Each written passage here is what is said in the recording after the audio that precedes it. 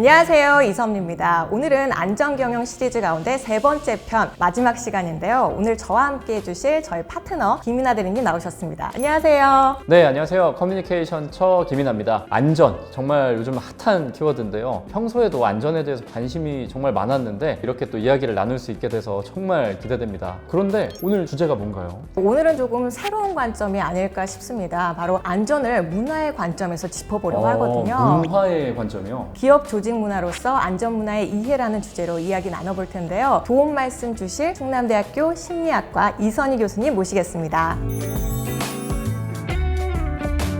안녕하세요.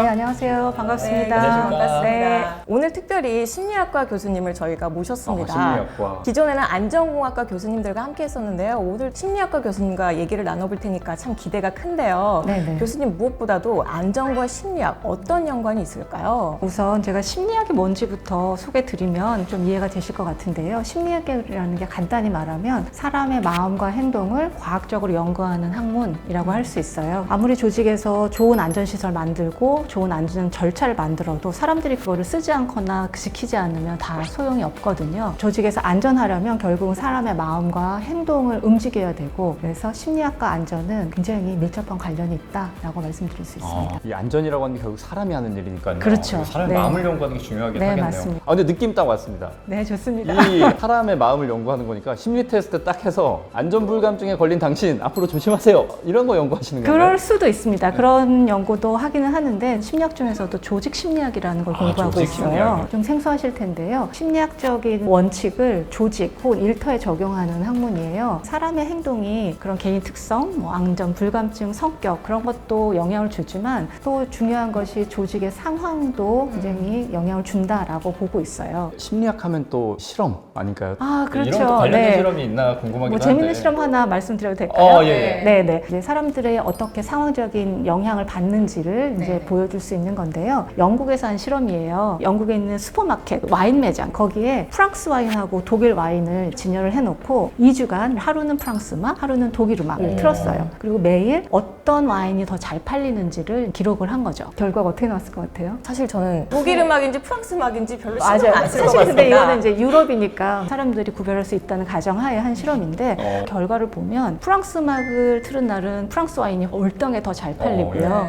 독일 노래를 틀은 날은 독일 와인이 월등하게 잘 팔렸어요. 또 재미있는 건 사간 사람들한테 왜 이 와인을 샀는지를 물어봤어요. 혹시 음악 때문에 영향을 받은 걸 아는지 모르는지 전혀 몰랐어요. 결국은 뭐냐면 사람들이 이렇게 무의식적으로 들리는 음악에도 자기의 결정을 영향을 받는다는 거죠. 우리가 와인을 어떤 걸 선택할 때는 색깔이 흰색이냐 빨간색이냐 드라이한 와인을 좋아하느냐 달콤한 걸 좋아하느냐 이런 거를 생각하지 않아요. 다 개인의 특성일 거라고 생각하는데 슈퍼마켓에서 무슨 음악이 들었느냐에 따라서 와인을 선택한다? 그만큼 사람의 행동과 마음이 상황에 영향을 받을 수 있다는 걸 보여주는 예라고 볼 수 있습니다. 그 개인적 특성들도 중요하지만 그렇죠. 예, 네. 그리고 이런 상황적인 것들. 네, 맞습니다. 그럼 안전에 영향을 주는 중요한 조직적 특성이 무엇이 있을까요? 많이 있긴 한데요. 저희가 연구를 해본 결과 가장 중요한 거는 오늘 주제인 안전문화입니다. 제가 학생 모드로 좀 돌아가서 네. 이게 또 정의부터 짚고 들어가잖아요. 그렇죠. 좋은 자세예요. 아, 감사합니다. 제가 또 안전문화라는 이야기는 많이 듣기는 해요. 근데 막상 안전문화가 뭐냐라고 물어보면 어떻게 대답해야 될지 잘 모르겠거든요. 그렇죠. 안전문화라는 얘기를 요즘 많이 한다는 건 굉장히 좋은 일인데요. 그 현장에 나가보면 안전문화가 무엇인지에 대해서는 사실 서로들 잘 모르시는 분들도 있고 다른 이야기를 하시는 분들도 있어요. 그래서 오늘 좀 정리하고 넘어가면 좋을 것 같아요. 아주 간단하게 얘기하면 안전문화는 안전하고 관련된 조직 문화입니다. 네, 그러니까 다음 질문이 있겠죠? 아, 교수님. 조직 문화가 뭔가 궁금해요. 근데 이 조직 문화는 정말 많이 쓰거든요. 우리 회사 조직 문화가 이렇다 맞습니다. 뭐 이런 표현을 네. 할 때 정말 많이 쓰긴 하는데 네. 반대로 조직 문화가 뭐야 라고 하면 또 어떻게 답변해야 될지 모르겠거든요. 그러니까 오히려 우리가 일상에서 사용하는 용어들이 더 정의하기가 쉽지 않아요. 예. 네, 우리나라 대표적인 가전기업 LG도 있고 삼성도 있는데 같은 류의 제품을 만들지만 조직 문화가 다르다는 얘기는 거의 전 국민이 다 알고 있잖아요. 그것처럼 사람의 성격이 개인의 특성이 있듯이 조직도 조직 문화라는 특성이 있다고 보시면 됩니다. 그럼 조직 문화가 뭐냐? 조직 문화에 대한 정의도 많아요. 근데 가장 중요한 거는 그 조직에서 무엇을 가장 중요하게 여기는지. 무엇이 중요한지. 무엇이 중요한지. 그렇죠. 네. 이 조직을 잘 경영하기 위해서는 중요한 게 굉장히 많아요. 근데 그 중에서 상대적으로 안전을 어떻게 어떻게 생각하는지 그게 조직의 안전 문화라고 사실 볼 수 있습니다. 무엇을 중요하게 여기느냐가 이 조직 문화와 밀접한 관련이 있다고 말씀하셨는데요. 네네. 그런데 교수님, 무엇을 중요하게 여기는지 우리가 어떻게 알 수 있을까요? 이게 눈에 보이는 것도 아니잖아요. 그렇죠. 조직 문화도 그렇고 안전 문화도 그렇고 딱 눈에 보이지 않는다고 생각하시는데 사실은 조직 문화도 어느 정도 눈에 보이는 것들도 있어요. 뭐 예를 들어서 회사의 뭐 심볼도 있고요. 로비의 가구들이 어떻게 되어 있는지, 회의실의 모양이 어떤지, 아니면 사무실의 의자의 배치가 어떤지 그런 걸 보고도 아, 이 조직은 이런 문화를 가지고 있겠구나라고 100% 알 수는 없지만 추측을 합니다. 그런데 이렇게 보이는 것뿐만 아니라 제일 중요한 거는 조직 문화가 일하는 방식, 그리고 조직원들이 거기에서 행동하는 방식, 그걸 보면 어떤 조직 문화를 가지고 있는지 잘 알 수 있죠.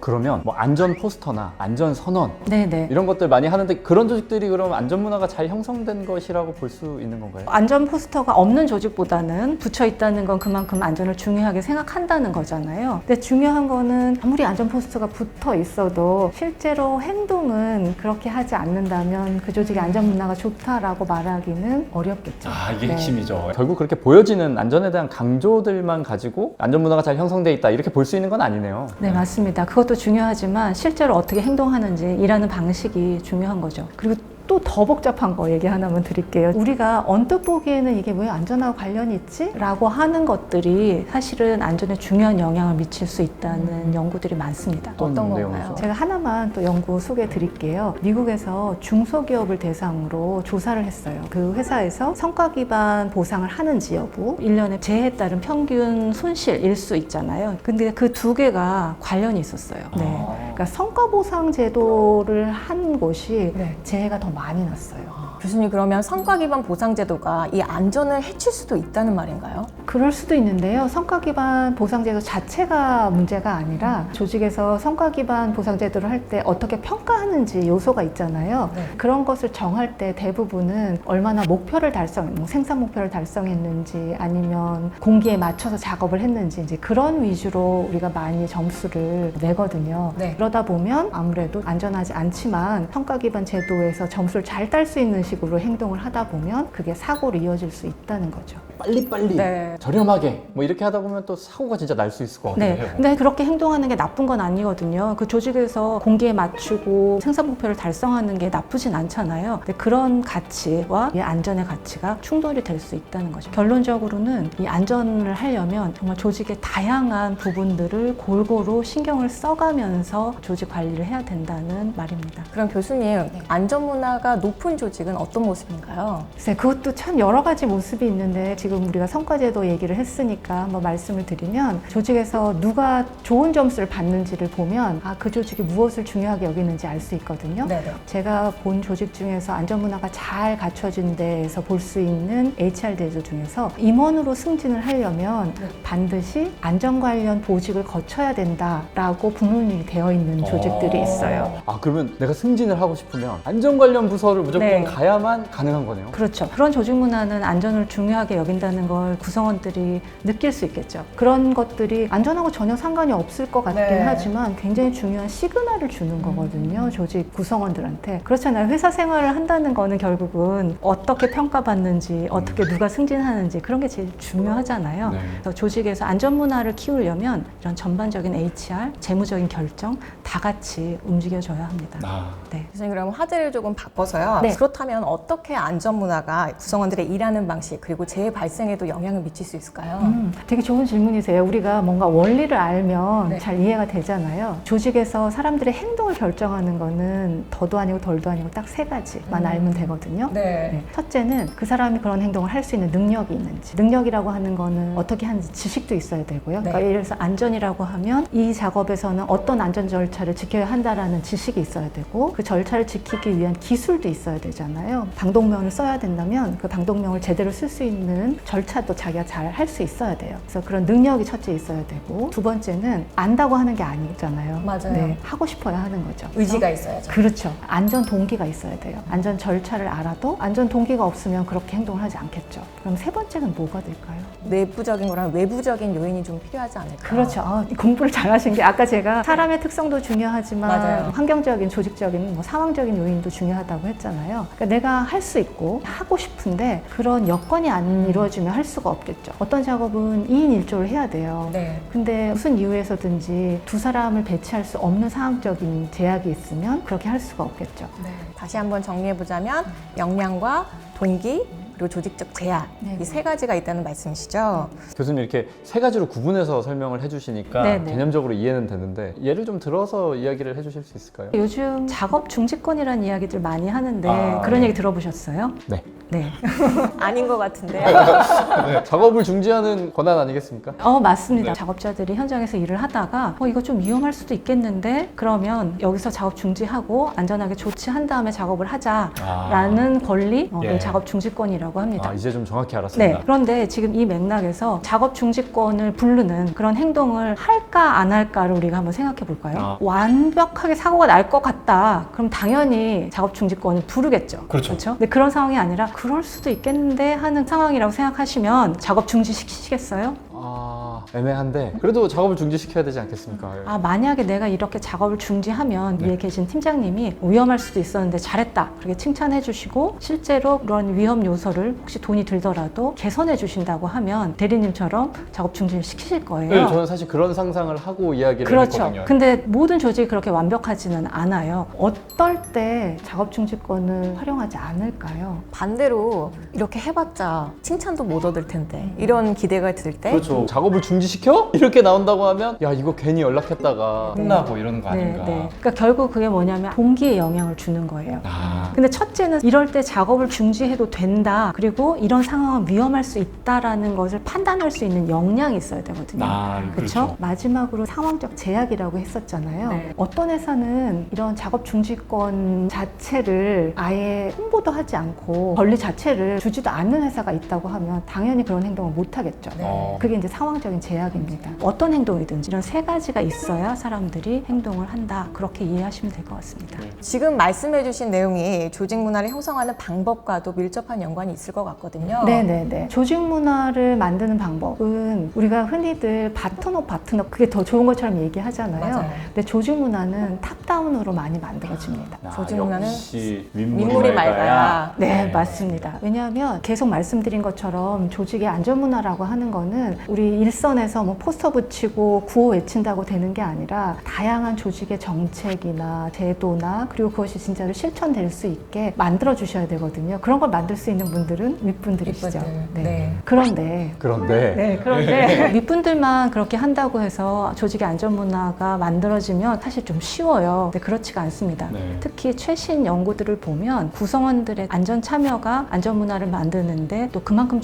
중요하다라는 이야기들을 하고 있습니다. 네, 구성원들의 안전 참여요? 네네, 안전 참여라고 하는데요. 예전에는 구성원들이 위에서 뭐 이렇게 절차 만들면 그게 따르면 된다고 생각을 했거든요. 예. 근데 그게 한계가 있어요. 그래서 구성원들이 능동적으로 작업장에서 안전하게 하려면 어떻게 해야 되는지 아이디어도 내고 필요한 건 제안도 하고 능동적으로 하지 않으면 작업장의 안전문화가 완벽하게 만들어지기 어렵다라는 게 최신 연구 결과입니다. 하긴 좀 스스로 고민도 해보고 생각해서 대화도 나눠보고 해야 실질적으로 뭐가 변화가 좀 일어나지 않을까 싶기도 해요. 네, 맞습니다. 예. 네네. 구성원들의 안전 참여가 중요하다고 말씀하셨는데요. 어떤 예시가 있을까요? 제가 알기로는 한전에 골든룰 10일이라는 게 있다고 들었거든요. 그렇죠. 아, 골든룰 네. 10일. 그 골든룰 10일에 하나 들어있는 걸로 제가 알고 있는 게 2m 이상 고소 작업을 할 때는 안전대와 안전고리를 착용해야 된다라는 게 무조건 지켜야 되는 걸로 알고 있어요. 네. 일반적으로 조직에서 이런 안전 절차를 만들 때 그런 걸 잘 아시는 분들이 뭐 법을 참조한다든지 기존의 현장에서 있었던 일들을 참조해서 그런 규정을 만들고 그거를 소위 말해서 뿌리죠. 네. 조직에서. 전문 용어네. 그러면 구성원들은 그게 정말로 안전에 도움이 되는지 안 되는지 생각할 겨를도 없이 그냥 지켜야 되고 안 지키면 어떤 데는 벌점을 받기도 하고 잘 지키는 사람들한테는 보상을 하기도 합니다. 이게 일반적인 관리 형태인데요. 그렇게 해서는 정말 높은 수준의 안전문화로 가기가 어렵다는 말씀을 드리는 거예요. 구성원들이 참여를 한다는 거는 이런 골든룰을 만들 때 왜 2m지? 2m에서 만약에 안전고리와 안전대를 착용하지 않으면 어떻게 되지? 그런 것들을 서로 질문을 하는 거죠. 거기에 대한 답도 생각해보고 더 좋은 방법이 있을 수 있다는 생각도 해보고 그래서 심리학적으로 말씀을 드리면 어떤 행동을 할 때 그 의사결정에 참여를 하면 나중에 그 행동을 더 잘한다는 결론이 있어요. 참여자들이 또 납득이 되니까 그렇죠. 더 네. 행동에 옮길 수가 네. 있겠네요. 우리가 정말로 안전한 문화를 만들기 위해서는 구성원들이 내가 결정할 수 있는 자기 결정권 같은 것들을 가져야 됩니다. 네, 계속 참여하는 안전. 네, 아, 맞습니다. 이게 또 핵심 또 키워드였네요. 네. 네, 오늘 안전문화 전문가 이선희 교수님과 함께 조직의 안전문화가 사고 예방에 어떤 역할을 하는지 얘기 잘 나눠봤는데요. 교수님 마지막으로 해주실 말씀 있으실까요? 계속 얘기한 것처럼 저는 심리학자고 사람과 마음의 행동을 연구하는 사람으로서 말씀드리고 싶은 거는 결국 조직의 안전문화를 잘 만든다는 것은 그 조직이 사람을 귀하게 여기는 거, 그게 바탕으로 깔려 있습니다. 그래서 조직에서 사람을 귀하게 여기면 안전도 잘 자리 잡을 수 있다.